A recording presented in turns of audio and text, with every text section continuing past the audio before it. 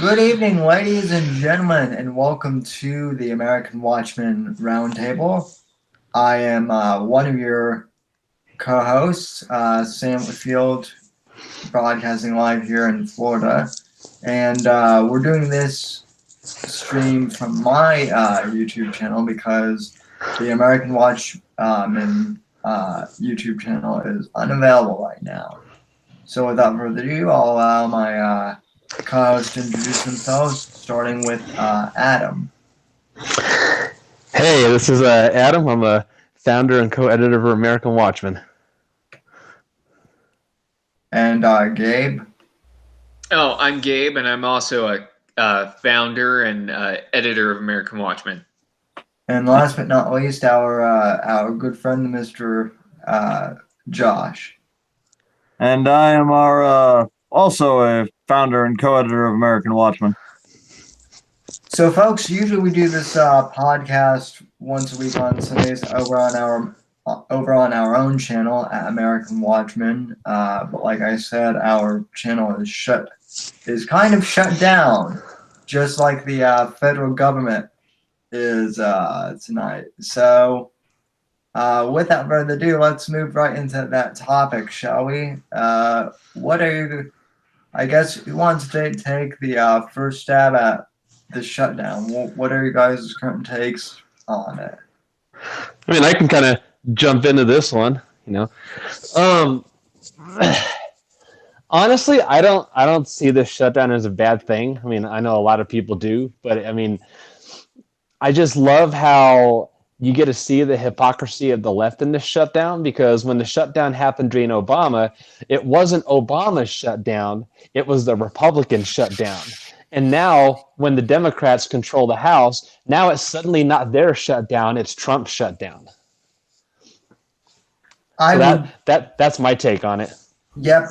I will just add, too, that I love how the Dems are also making this all about, well, Trump wants to harm children. When I played clips of Trump's speech on my own podcast, The Whitfield Report, last night, and Trump clearly says in that speech that he wants to protect children, both,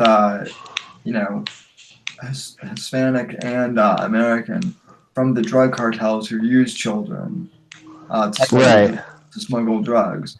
But the left always completely just abandons that point all the time.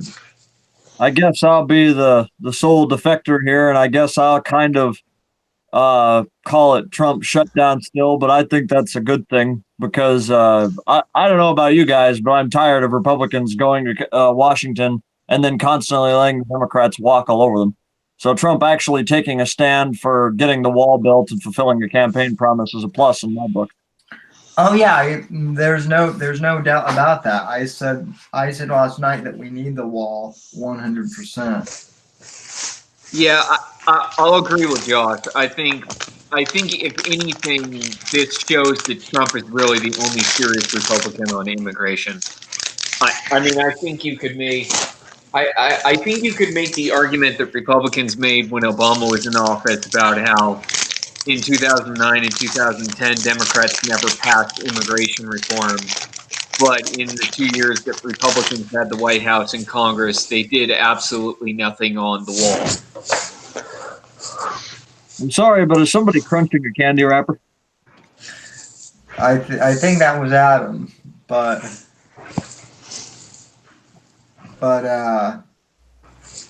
yeah, I mean, getting back to the subject at hand, Trump really is the only. I mean, I guess now he is a politician, but I mean, really, he's really been the only figure within the past 5 years to really make immigration a serious topic. I mean, immigration. If we think back to the 2016 election, immigration wasn't even on the table as a main topic prior to Trump entering the race and causing the major, crap storm that he did in terms of perception and whatnot. And I mean crap storm in like a good way, in the sense that he shook things up in terms of the narrative. He made immigration a central focus.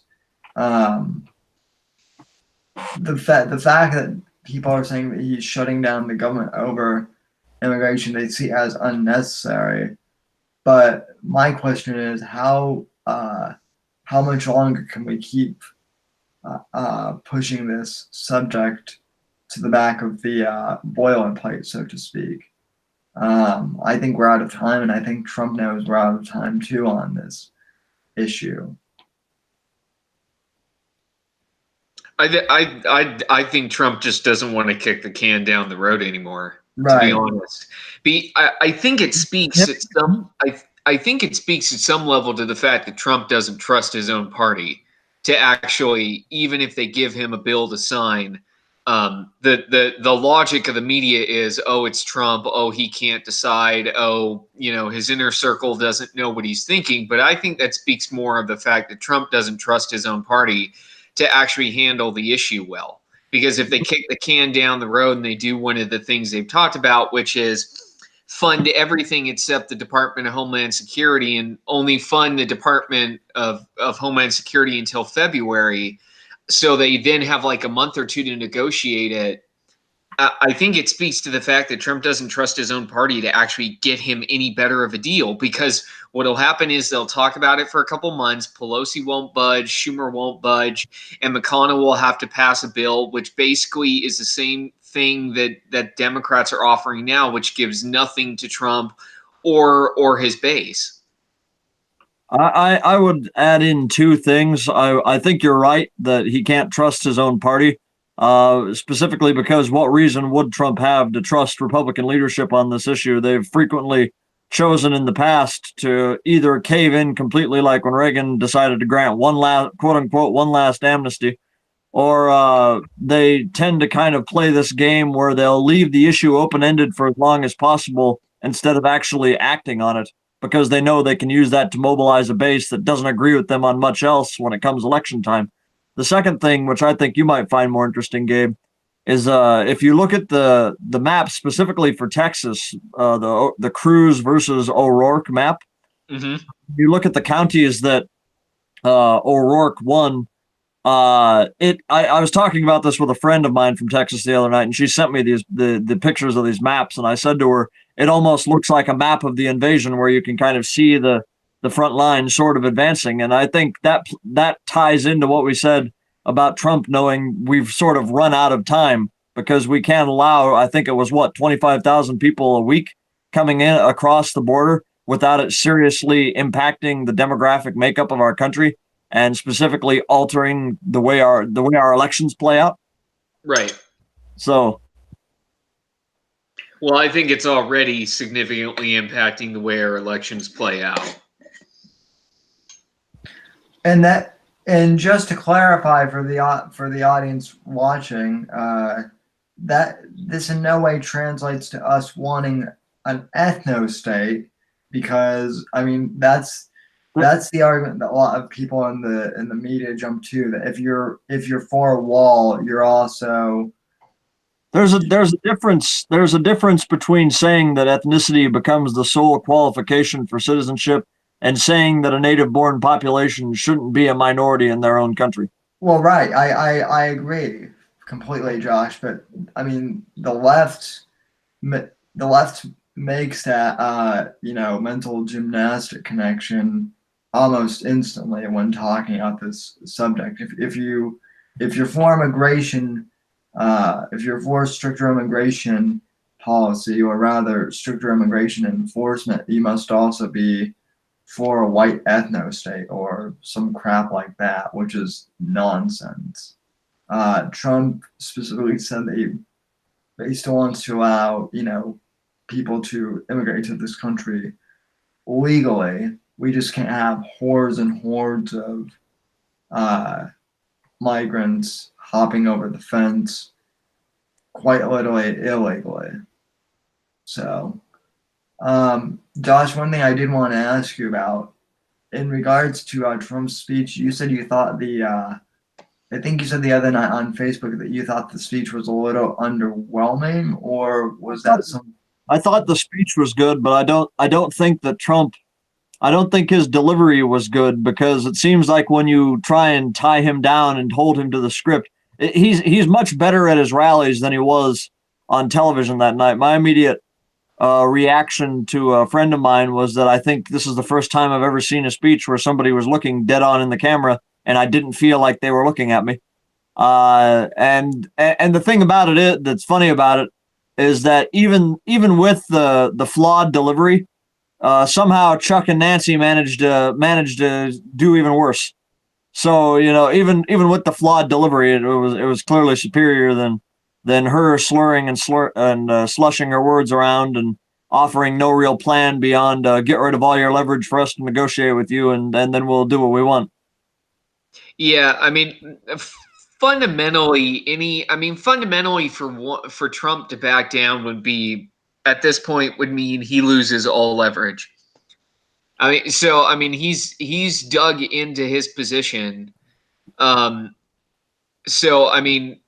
Trump to back down at this point, it won't do him any favors in terms of getting what he wants.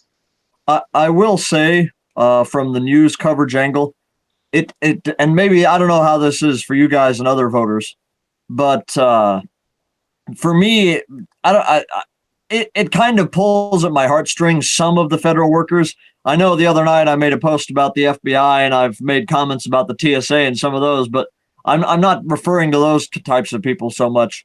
Their lack of funding right now doesn't bother me because I don't think it's near as big a deal as the media makes it out to be. But when you see the stories about people calling the mortgage company or whatever and they're being turned down and they're selling everything, that kind of gets at me.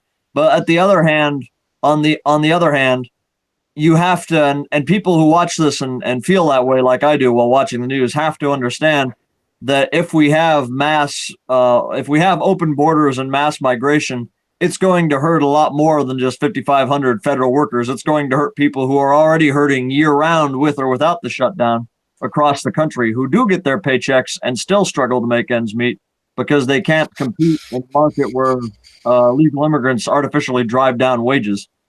Well, it's gonna partly building on that, Josh, is it's just gonna create more poverty in general because the jobs that immigrants, whether they're legal or illegal, are gonna fill are low skilled labor where they make minimum wage or barely above it because they don't have any marketable skills.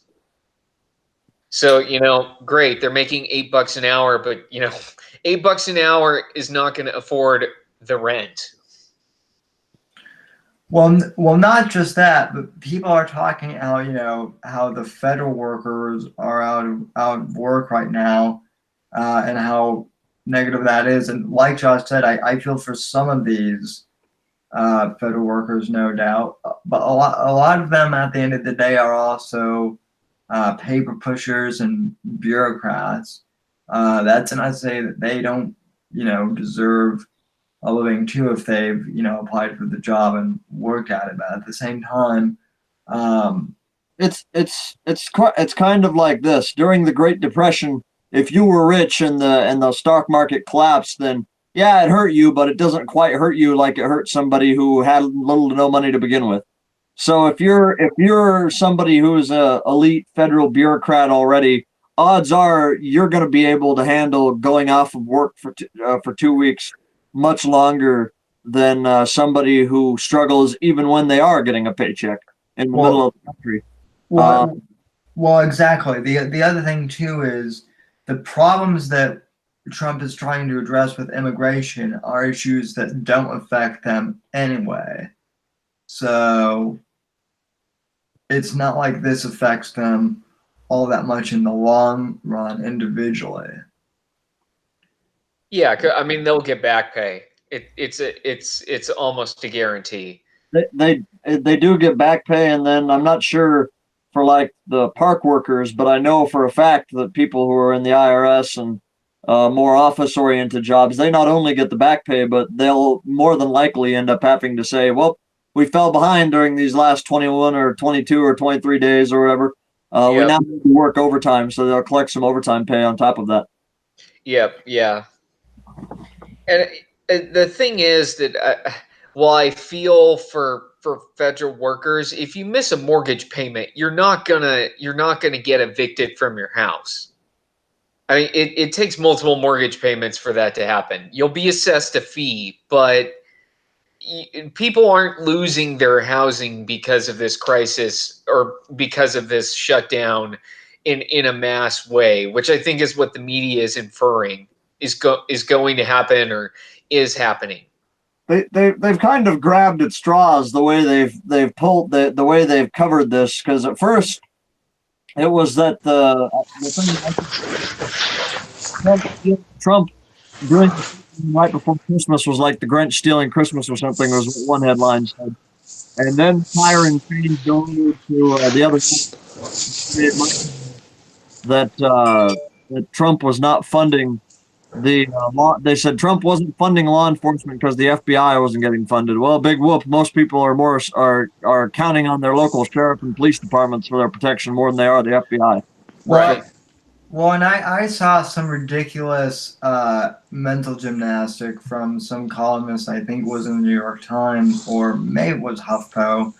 They wrote something about how, Trump is shutting down the FBI just so that, Mueller won't be able to nab him or something like that. There are some people who are trying to tie this back to the ridiculous, Trump Russia scandal, and in air quotes. So. Here's a real interesting question. I wonder how many of these, because a lot of these big media corporations are owned by the same small handful of companies or families. I wonder how their coverage of it. They're always so anti-shutdown. Then it makes you wonder: is that because the companies that own these media outlets might be losing out on federal subsidies during these shutdowns? Yeah, it could be that, but at the same time, I mean, they've also got to be loving this because it gives them the excuse to write whatever they want and create a big media frenzy, which, I mean, they do anyway on a daily basis, but, I mean, now they're really going to town on it, so. Well, it gives them a chance just to virtue signal. I mean, that's in essence is what this shutdown boils down to, is just virtue signaling for everybody. Yeah, I think that's a good estimation. Here's a good question, Gabe. How long do you think we can go on this one? You mean on the shutdown? Huh? What? You mean on the shutdown? Yeah, on the shutdown. Yeah. I think what'll eventually happen is that it'll reach a critical mass where basically both parties throw up their hands and eventually come to some sort of compromise. But I think it will take. I think it would be both parties actually just revolting against their leadership. So I think it would be Republicans revolting against Trump, but I think it would also be Democrats revolting against Nancy Pelosi, and their excuse would just be, well, we had to open the government. So I mean, I don't see leadership doing anything in it, and that you guys know that Mitch McConnell, the background of the shutdown is McConnell tried to send Trump a bill and Trump vetoed it. I think McConnell knows that this is going to drag on for another month, and then eventually leadership is just going to get thrown overboard. And that's why he's not doing anything, because he knows that's what's going to happen. So why should he act like Trump and Pelosi and act like they know what the heck they're doing when basically the rank and file are going to get so ticked off they're going to just give leadership a middle finger? I think that's what's going to happen, but I don't think it's going to happen for at least another few weeks. I saw the other day they had a headline on the Hill, and I was actually impressed with McConnell for once in my life.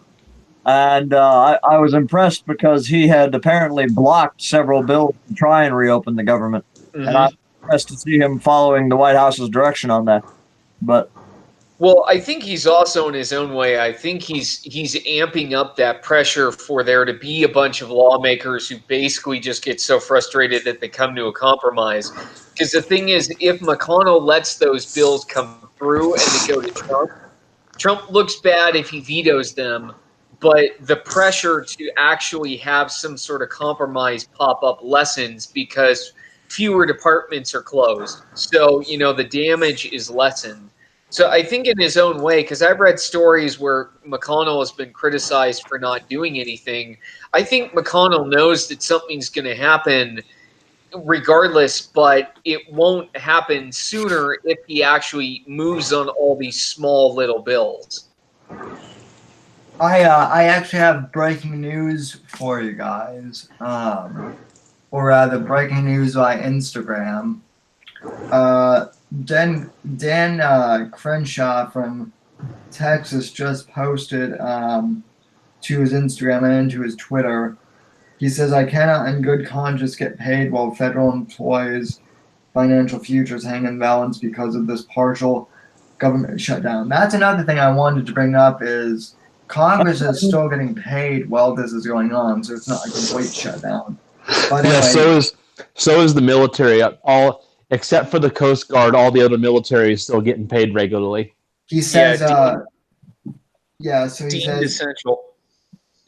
I've asked this chief administration officer to withhold my pay until we have come to an agreement to adequately fund border security. So, I mean, that just got sent to me.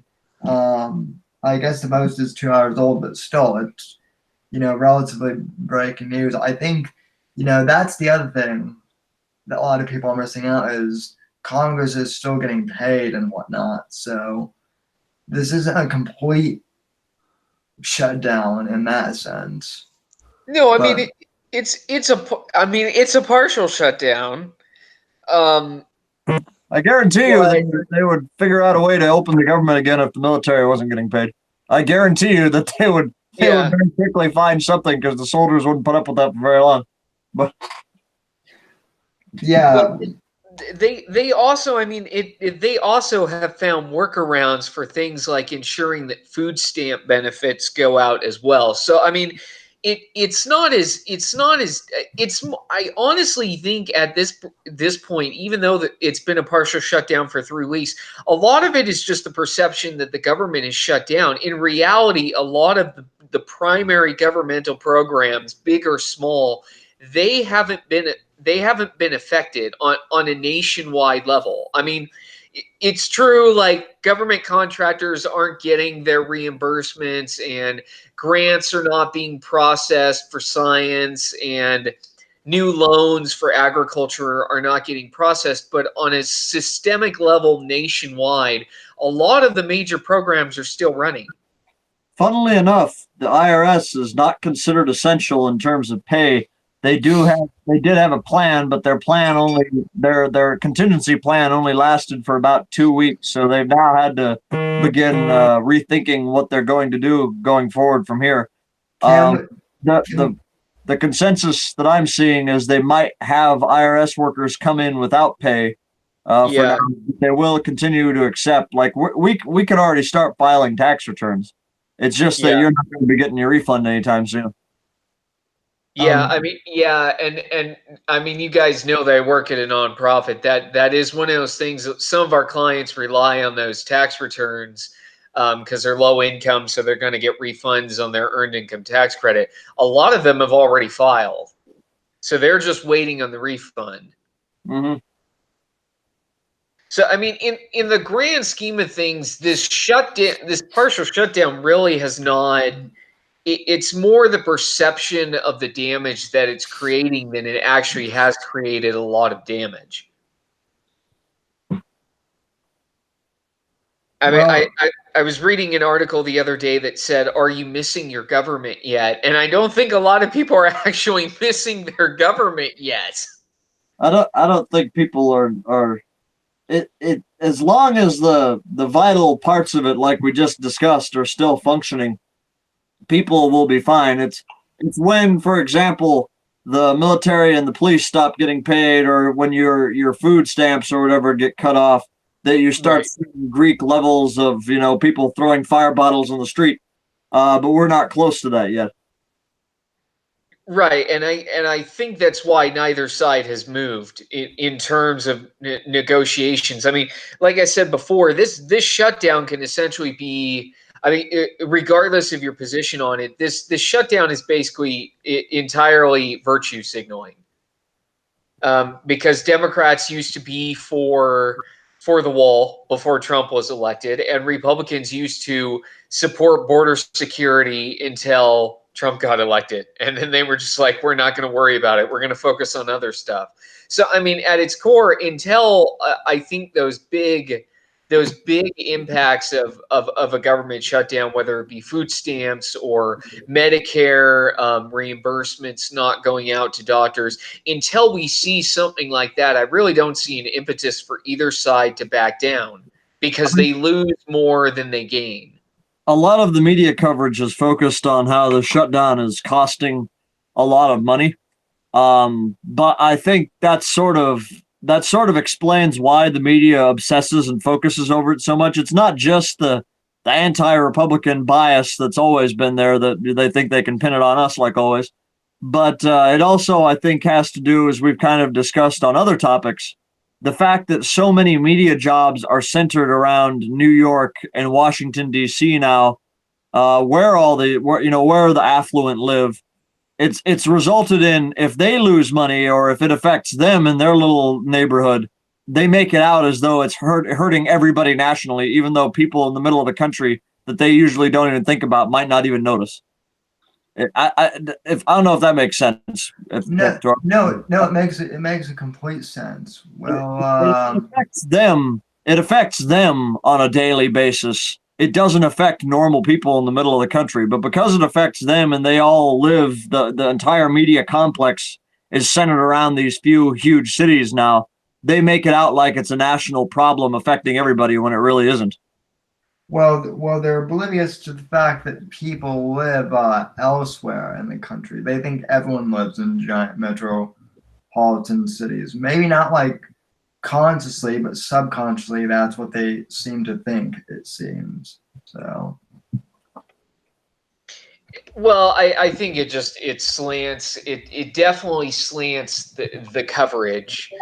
But I mean, again, in terms of the impact, it really just hasn't impacted a lot of the country. I mean, think about it this way. Like Josh said, if a lot of media jobs, and they are focused, say, on the East Coast, the Pacific Coast, they're going to be the ones who are going to see all these federal workers who are furloughed. But do you think somebody in like Montana is going to see any of these workers or feel any kind of impact from it? No. So, I mean, I guess my question to you guys would be, what would it take to end this shutdown? Democrats giving us $5 billion to build the wall. You mean 5 billion? So yeah, you know what I mean. However much it takes, give me my money to the wall. But I'd be interested in seeing what happens if the president just went ahead and declared the national. I know there are a lot of Republicans that'd be mad about it on the precedent deal, but I wonder how the Democrats would. Well, first off, they'd try and have I believe it's the Ninth Circuit Court that always screws us. I think Yeah, they stick it in court. yeah, they just take us to court. But I wonder how the congressional leadership would immediately react if they would keep the government shut down for as long as the court proceedings take place, or what their plan would be from then. But Well, I mean, I think I mean, from a political side, it's a winner. I think it's a winner for Republicans because it might be a winner for Trump too, because remember, one of Trump's talking points is how there are Obama judges and there are like Bush judges and conservative and liberal judges. I think if that happened, if he did declare an emergency and it got struck down in court, it would just fit his narrative of the courts are against me and against America, and it would give Trump something to rail about, and he could then point to 2020 and go, if you get me reelected, I'll appoint more judges that will actually back me up when I do stuff on immigration. mm-hmm. So I mean, if I were one of Trump's advisors, that would be the message I would be selling him really, really hard. And it would be the message I would also be conveying to all these Republican congressmen and senators who have sort of given the cold shoulder to this idea of an emergency. Here's a question. Here's a maybe side question, but do you buy, Gabe? Do you buy that it's just precedent that keeps some of these Republicans against the idea of a national emergency, like Mitt Romney or Ben Sass, or do you think, as I sometimes kind of wonder, that they really do, at the two different reasons they might oppose it besides that. One, they are ideologically committed to open borders, like, say, Mitt Romney, because they directly profit off of it, and they believe that people and labor and capital should be free to move all over the world.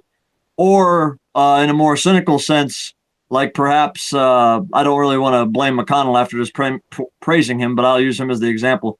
Or do you think that some top Republicans are against it because they're afraid of losing one of those issues that the out-of-touch donor class that runs the party can use to try and motivate people during elections? I would certainly say it's that second option for me, Josh. I think that a lot of Republicans, although they may be ideologically with Trump, I think a lot of them are maybe afraid or scared of pissing off their special interest donor.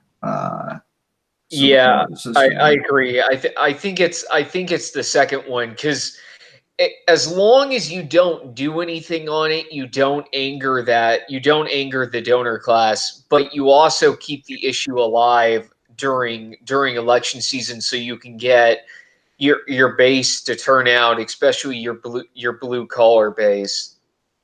I don't know how long that strategy is going to work, though, because I don't think that strategy worked in 2018. I think they lost more than they gained from that strategy. So I don't think doubling down on it is going to work. They're going to have to pick one or the other eventually, because you can't keep this going in perpetuity.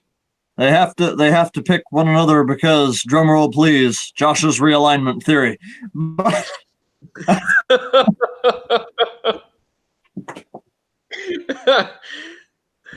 No, I agree, and I think we saw it significantly in the midterms. Is that the paradigm, the I think the perception of the parties, that Republicans are for the rich and Democrats are for the poor. Republicans are the party of the rich.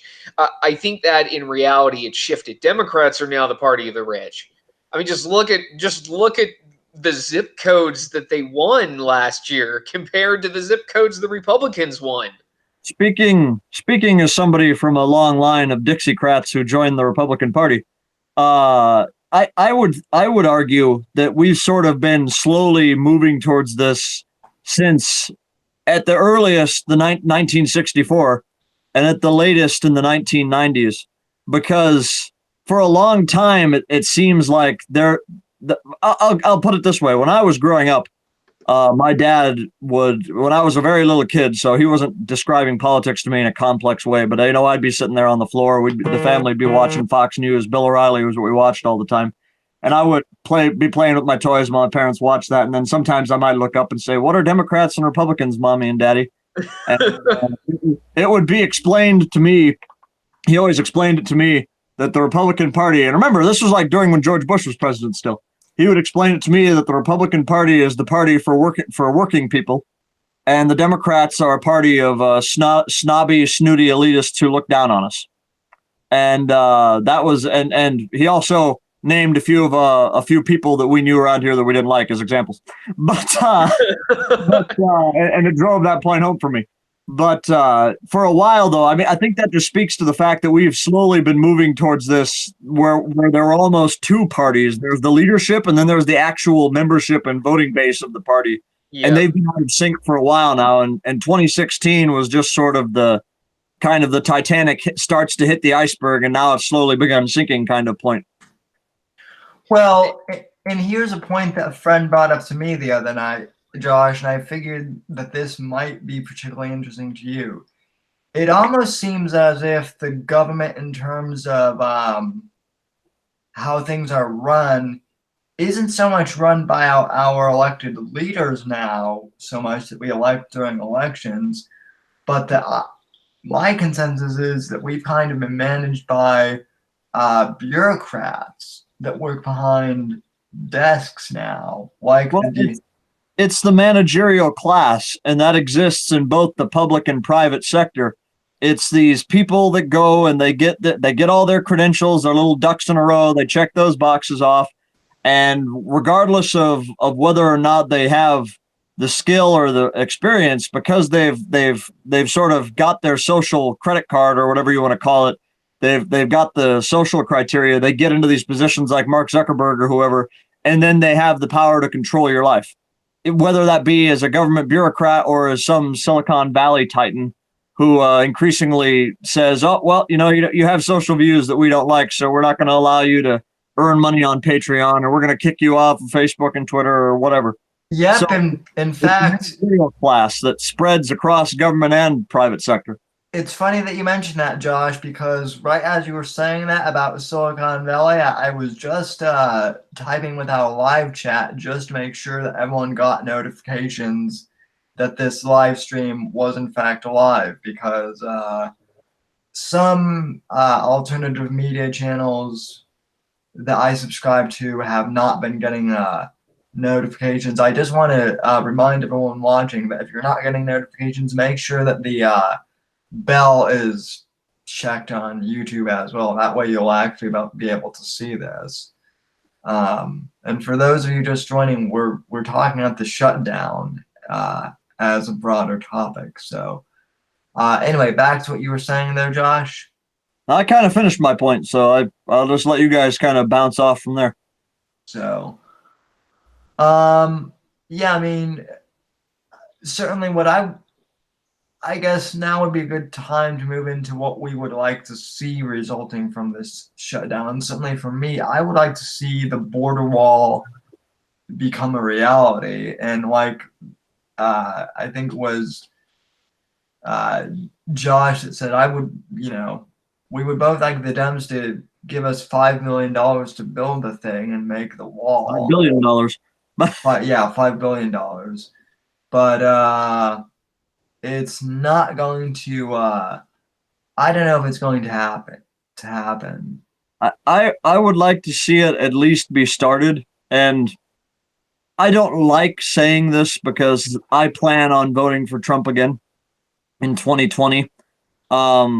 But I think that was his key campaign promise. That's what he really kind of became known for. And I think that's why, as Gabe mentioned, he's drawn his line in the sand because he can't trust the mainline Republican Party leadership to actually do anything on this.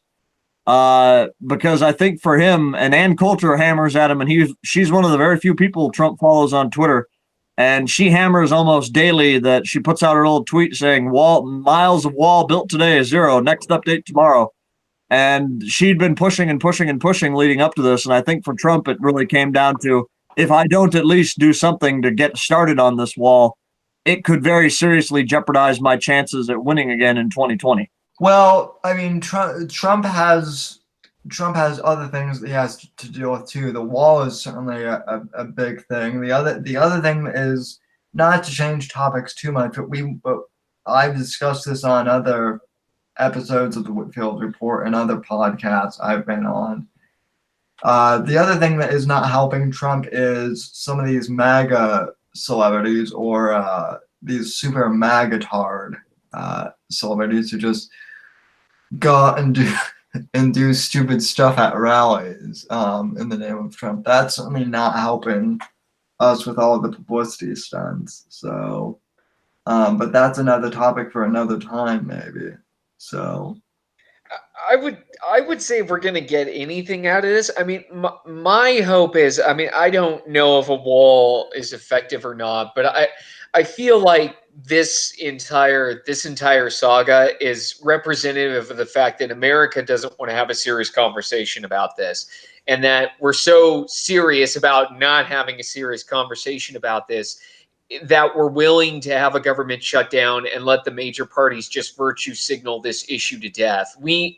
America needs to have a serious conversation, about what it means to be an American, be what it means to be a melting pot, and whether, as Josh you've said before, whether Americans are comfortable with the idea of having not necessarily a certain race be a minority in the country, which is what it gets boiled down to, which is ridiculous in my mind, but whether America is comfortable having a majority of people be in this country who are not native born Americans. And we, like I said, we are so not serious about discussing this conversation that we have serious conversations about a government shutdown. That tells you how misguided the priorities are. I'm glad that you brought that up because I think, excuse me, I've struggled with phlegm in my throat for a while now, the last 2 weeks. But I think that what kind of ties into your point, Gabe, if I can find out how I want to say this, we're not really, it doesn't seem like we're one country anymore. And there have been articles written about this ad nauseum. I know I kind of constantly hint at it when I talk about, my birthplace in Iowa and our congressman in the district over there and the way the media treats him. But somebody, or even the gal we were talking about before we went on air, who I had that person I know from California.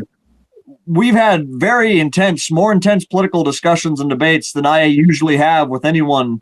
And I've seriously thought several times, is this person on another planet? And I don't think I'm the only one who gets that, impression being from the Midwest, talking to somebody from California or New York.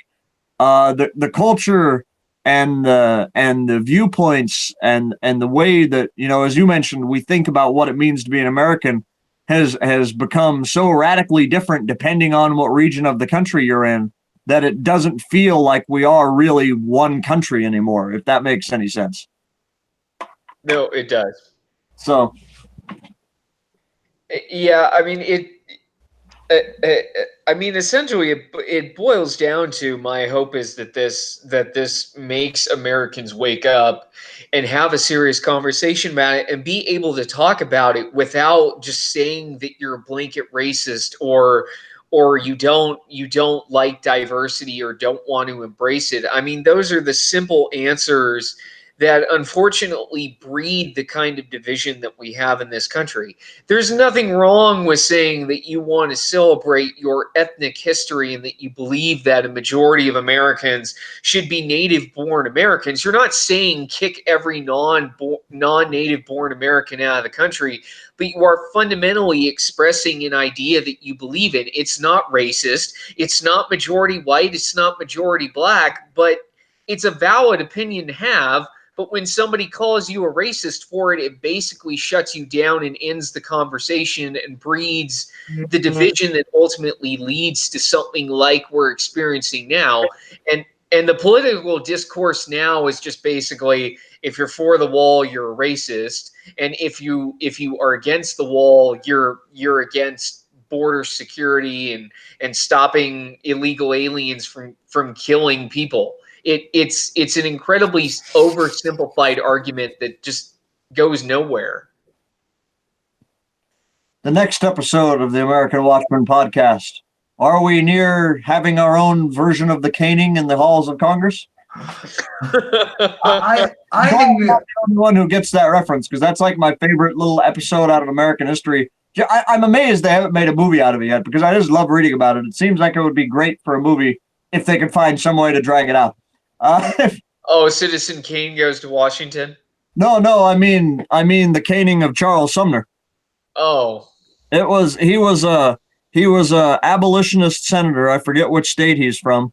But he basically gave a speech that he was warned even by other abolitionists not to give, where he accused, I forget the name of the particular senator, but he accused a Southern senator of basically liking slavery so he could sleep with the slaves. And another Southern senator by the name of Preston Brooks was the cousin of the guy that he accused of in that speech, and he felt, per his role as a Southern gentleman, he felt like his family's honor had been besmirched. And he consulted with a few of his other Southern senators, and the conclusion they made was that this guy, his language isn't becoming of a gentleman, so he's not worthy of having a gentleman's 10 pistols at 10 paces duel. you just have the right to go up to him and give him hell. And so Preston Brooks walks into the Senate one day, has a big, you've seen him in the movies, the old 19th century kind of heavy walking stick. And the Senate desks back then were bolted to the ground. So if somebody came at you, you weren't going to be able to just jump up out of your chair and slide away. And so Preston Brooks walked up to him and just clubbed him over the head with it and went nuts and just kept beating him with his cane until the thing finally snapped in half. While another Southern senator drew his gun on the Senate floor and stood there making sure nobody intervened. And ultimately, Sumner's laying there a bloodied mess on the floor. I think he leaves his duties from the Senate for like 4 years, and that's one of the pivotal moments leading up to the Civil War because of this kind of cultural divide between those two different parts of the country, and that sort of exemplified it. Hey Josh, I'm in a Discord right now, and I've shared the link to this, and someone in the Discord just said that you sound a lot like Andrew Clavin. So I'm not sure if I should be insulted by that or not. yeah, I was just typing. I'm not sure if Josh. Just you're kind of the. I don't even know how to classify you politically. You're your own person. I'm an old line paleo-conservative Catholic reactionary nationalist. I don't know how you can sum that up, but I like Huey Long and Richard Nixon. We'll put it that way. But yep. So to Canna in the Discord, there we go. That's the best way to describe Josh. So, but yeah, I actually think that we should bring. I think we should bring caning back, and I think we should bring duels back too. Since we're talking about favorite episodes of American history, I love the duel between Aaron Burr and Alexander Hamilton. I think if we brought duels back, a lot of problems would be solved. So that's just what came to mind to me when Gabe was discussing the fact that we've come to the point of having the shutdown, because I'm not saying we're necessarily on the road to another civil war, but it is. We might have to dedicate another episode just to this topic, but the culture has become so radically different. As Gabe and I talked earlier, where I'm from in Council Bluffs, if you go there, even though it's not in the South, we have Confederate flags literally everywhere.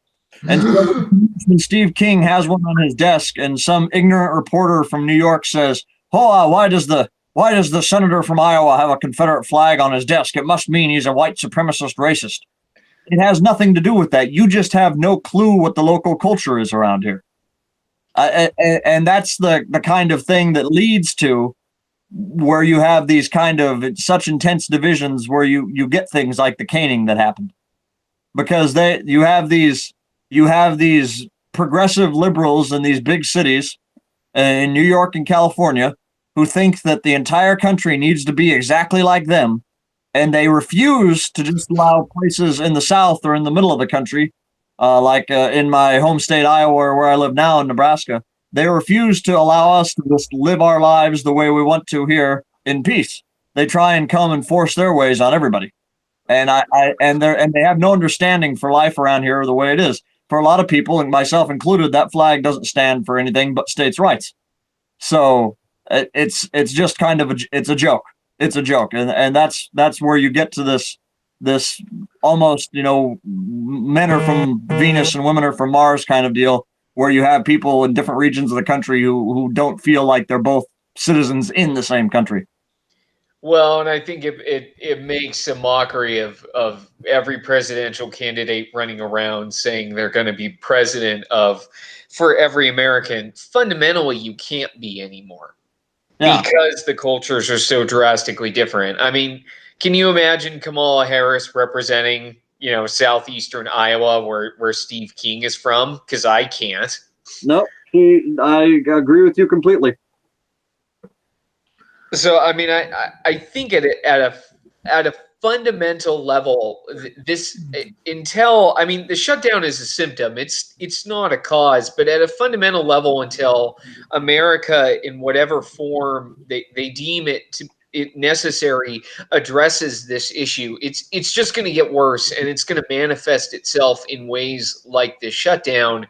And immigration is probably the hottest button, is probably the most hot button topic, as a symptom of this. But the root cause is just that America, to do a shameless plug here, I think America has basically become ungovernable. I think there are too many differences in this country that make it impossible to govern it as a single leader. Well, I've kind of discussed this, I think, on this show before, and it's where you get to the point in a country's history where, there are some ideas that can coexist with one another, but then there are other ideas which are philosophically, they're coming from very base, very ground level kind of cornerstone worldviews from which you view everything else. If those two things aren't aligned, if you have these two worldviews that are fundamentally opposed to one another, those are the kind of ideas where two of them are not going to be able to exist peacefully in a single space. And that's where you get these periods in history where they both kind of walk into the room and everybody knows that only one of them is going to get to stay in that room, and the other one's either going to die or it's going to go somewhere else. It's going to be forced out.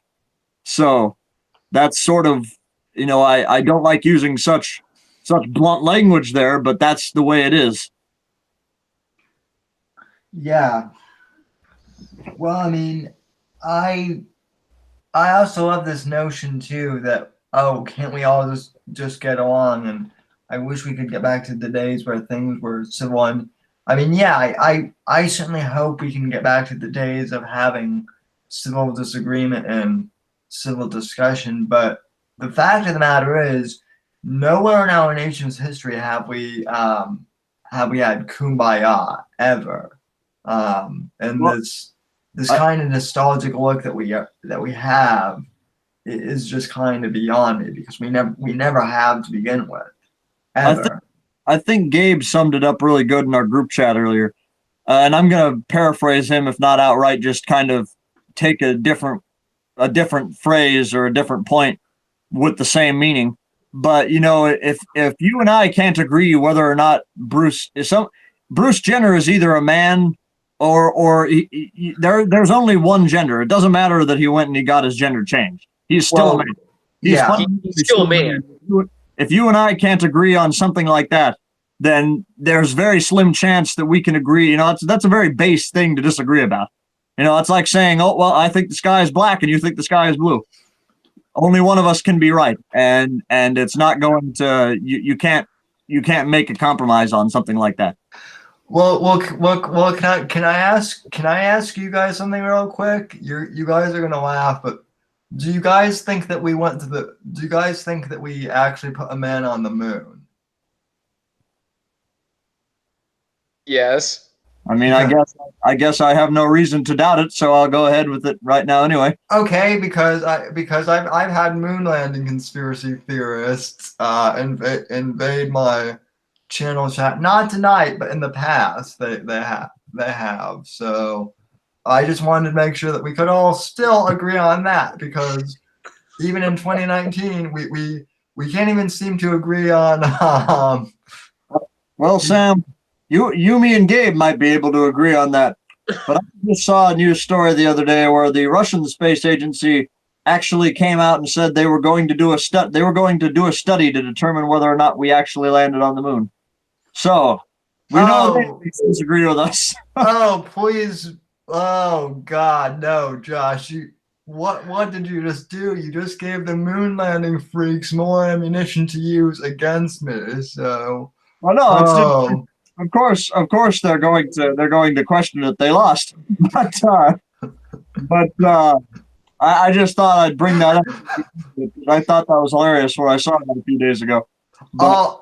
I'll send you guys clips in the American Watchman Facebook chat so you guys know what I'm talking now. It's been a hell of a couple weeks, but yeah. I mean, but like I said, at this point, we can't even agree that the moon landing happened or that the Earth is actually round. What? Because flat earthers have become a thing again. again. Here's So yeah. I'll just this is my closing thought on this before we move on or we start wrapping things up. But I've mentioned my friends from New York a few times on here, and I've mentioned how they, like my friend from California, seem like people from Mars to me.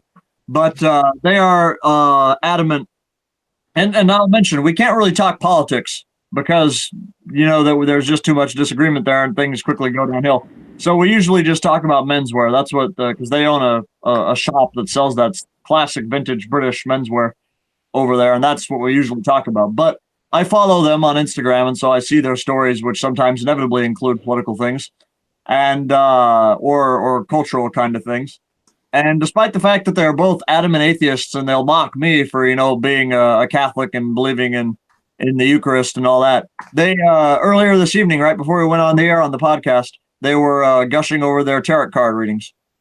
So I mean, if the organized, 2,000-year-old religion that millions of people have believed in, and which there is credible evidence for, is apparently a hoax according to them. But some little magical tarot cards that are open to interpretation are totally legit. Yeah, well, there you have it. So, I mean, that's what the world has pretty much come to at this point. So, All right. So, final thoughts, circling us all the way around. Josh, do you think we'll get a border wall? Within the first term. Well, I mean, do you think the shutdown will end with us getting a border wall? I want to say I hope that it ends with us getting the funding for it, or at least getting it started. I want to hope that we get it. I don't know if we actually will, because the way things are going, I'm kind of just, I don't really know what to expect, because we're sort of in uncharted territory. It seems like you said, where it might go to the point where people buck leadership, but I don't really see how it ends right now, period. I would hope that they give us the money to get started on it, or that we can reach some sort of agreement where we can get the wall. But the thing is, for me anyway, the only kind of compromise that I can kind of see some wanting to do is, well, we'll allow so many illegal aliens to stay here, we'll grant so many work visas or whatever in exchange for the wall money. Well, then that sort of negates the whole point of the wall if you're just letting everybody who's here already stay here. So to me, that would be an unacceptable compromise. I want us to get them out, the people that are here illegally, and get the money for the wall. I don't see how we're going to get that agreement, though. So I guess that's my closing thought on it. yeah, I'm kind of with Josh. I mean, at this point, I'm kind of jaded of politics just in general. I mean, it doesn't really seem like we're going to get a wall at this point. I hope we do. I think Trump is going to try his damnedest, but I think there's just I hope he stands strong and holds his gun, but I think the other Republicans will unfortunately cave under the pressure like they always do. So Yeah, I'll say I think I like I said before, I think it'll I don't think we'll get the funding for the wall. I think there'll be some sort of compromise that pops up from membership and leadership goes along with it, but I don't think fundamentally it will address the issues that are dividing this country, and I think it'll get worse before it gets better. yeah, To kind of bring it back to my realignment theory, it does seem like the real new divide in politics isn't so much, and we saw this a lot with Tucker Carlson, who I'm hoping we can discuss next week maybe, but it's not really so much left versus right anymore as it is whether you're somebody who is open or closed, or whether you're a nationalist or a globalist at this point. Because do you, like Gabe said, the fundamental questions are, what does it mean to be an American? Or, since this is happening kind of all over the Western world, what does it mean to be a citizen of a nation state? or so that to me, I think that's become the new defining question of our time, and it's not going anywhere anytime soon, like Gabe says. Mm-hmm. Yeah. I completely agree with what you guys said. I really don't have anything else to add on to that. I think you guys pretty much hit the nail on the head with that last statement. So